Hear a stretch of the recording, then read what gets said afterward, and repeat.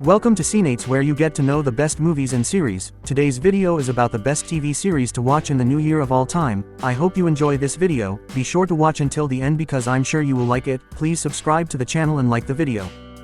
30 Rock. Jack and Kenneth quickly climb to the top of the favorite friendships in 30 Rock list, and this episode is a great example of how their opposing dynamics work so well together. After leaving a drunken message on Nancy's voicemail on New Year's Eve, Jack enlists Kenneth to sneak into her house and find a way to erase the tape. In doing so, Kenneth is able to work out that Nancy has feelings for Jack. Elsewhere in the episode, Liz allows her young cousin to stay with her after she outs him at their family festivities, and Jenna enters into a fake relationship with James Franco for publicity. Big Mouth. You could say this about virtually any moment of Big Mouth, given that it's an adult animated comedy where hormone monsters guide pre-teens through puberty, but New Year's Eve goes completely off the rails. As the final episode of the 5th season, which saw our protagonists experience hate for the first time, New Year's sees them desperate to right their wrongs and make up with their friends again. Devin and Devin, Bridgeton Middles-it couple, throw a black tie New Year's party to renew their vows, giving Nick, Andrew, Jesse, Missy, Jay, Matthew and Lola a venue to hash it all out to varying degrees of success. The highlight is when Nick realizes how his angst has hurt himself and others and calls out his hate worm Walter, who inadvertently brings Nick with him to the previously unseen monster world in a fit of rage. Nick finds his way to the complaints office for a strangely meta and self-referential meeting with the man in charge of all his big feelings. BoJack Horseman. Like many BoJack episodes, this New Year's edition spins the concept of good and bad right on its head, and just in time for the new year, as BoJack and Princess Carolyn attempt to get BoJack the lead in a new movie, resorting to some unsavory methods to do so. Meanwhile, firm partners Rutabaga Rabinowitz and Vanessa Gecko assure the pair that they'll get the part since they're the good guys. By the end of the episode, to no one's surprise, BoJack and Carolyn lose the deal, juxtaposed with Rutabaga and Vanessa celebrating their own win. "You gotta love a happy ending," says Rutabaga.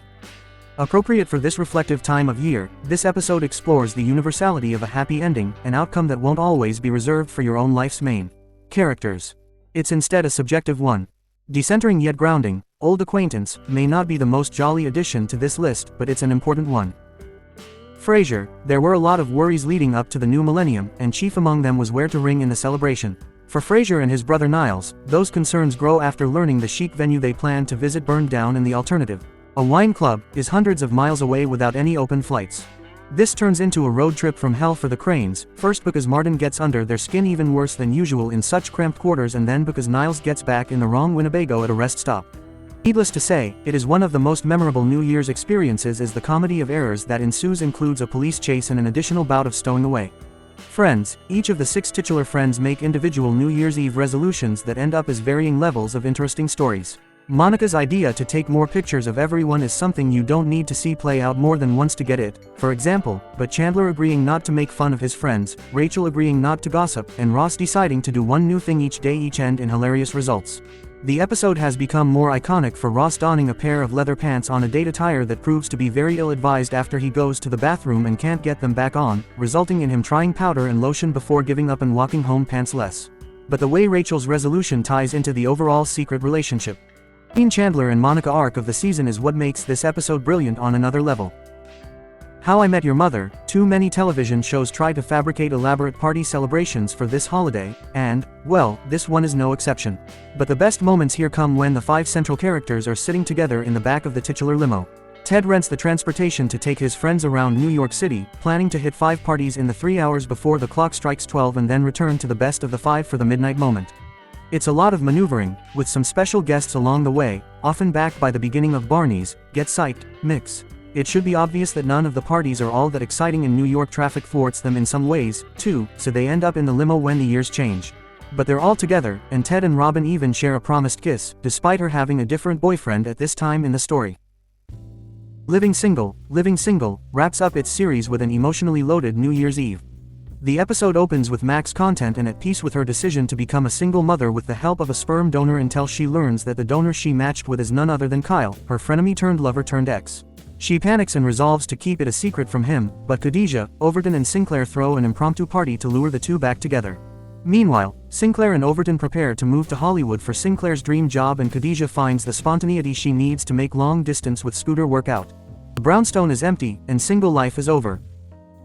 My So-Called Life, this episode sees 1994 turn into 1995 with incremental steps forward for some characters as they all vow to make changes in the new year. Angela wants to get out of her own head more, while Sharon wants to slow things down sexually until she's really in love, Ricky wants to find a place where he belongs, and Jordan seems to take his schoolwork more seriously. Individually, there is a lot to unpack with each character's specific intentions and therefore arc in the episode and what it means for them going forward in the series, but undoubtedly the most emotional piece of the story is Ricky's. A place to belong can have so many layered meanings, and for some, him being back home with his family would be the answer, but remembering how bad their fight was.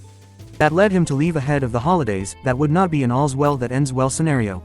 Instead, the show gives him agency as well as better acceptance when he turns up at Mr. Katimski's house. The Office, what better way to gear up for the new year than finding inspiration in the resolutions of Dunder Mifflin's finest? In this episode of The Office, the staff shares their New Year's resolutions, including flossing, eating vegetables and learning how to do a cartwheel. Like clockwork, the nice sentiments begin to get out of hand as each character deals with some of their own hardships. Michael finds himself heartbroken when he sees that Holly is still dating AJ, despite her promise to herself that she wanted to be engaged by now. Creed becomes angry when Aaron successfully cartwheels in front of him.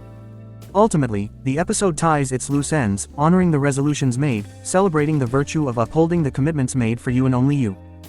Seinfeld, it is only 1997 in the episode, but Kramer and Newman are already getting a jump on planning New Year's Eve parties for the new millennium. Originally planning to co-host, Newman says the party cannot include Jerry, which causes Kramer to spin off into his own festivities. There are a few deals cut to ensure good guest lists and ridiculously early supply shopping, but the kicker comes when Jerry realizes Newman scheduled his party for the wrong year. Meanwhile, elsewhere in the episode, Lauren Graham guest stars as Jerry's most recent girlfriend, who gets into a speed dial fight with her stepmother over him, and George does everything he can including wearing Babe Ruth's uniform to get fired by the Yankees so he can join the Mets. That 70s Show, the series finale of That 70s Show, is set on the final day of that decade, with a lot of change in the air for characters such as Kitty and Red, who are planning to move to Florida, Donna, who is heading to college, and Jackie, who finally realizes she loves Fez. The transition to a new decade admittedly might be a bit more notable if the spin-off series, That 80s Show, hadn't already come and went. But it's hard to argue with using such a monumental time on a calendar to mark such an iconic episode as a series finale, which, on its own, more than holds up as a modern classic episode. Some of the best New Year's parties are the ones where friends just gather in a house and spend time together, much as they did all year during the previous 12 months and likely will for the next 12 to come, and this episode features one last gathering in the basement to cap off an 8-season sitcom run. The X-Files, this episode is more than the usual, of the week, story because it is a crossover designed to act as a finale for the drama, Millennium. The episode saw the heroes of both shows come together to try to stop a secret organization that is creating zombies. Not everyone thinks such horror is befitting of the holiday season. But what makes this episode stand out is the gift it gave diehard fans, the first romantic kiss between Mulder and Scully. The New Year's Eve holiday has made such a big deal out of people finding someone to kiss at midnight, but no matter what time of year you watch this episode, their moment is a special one.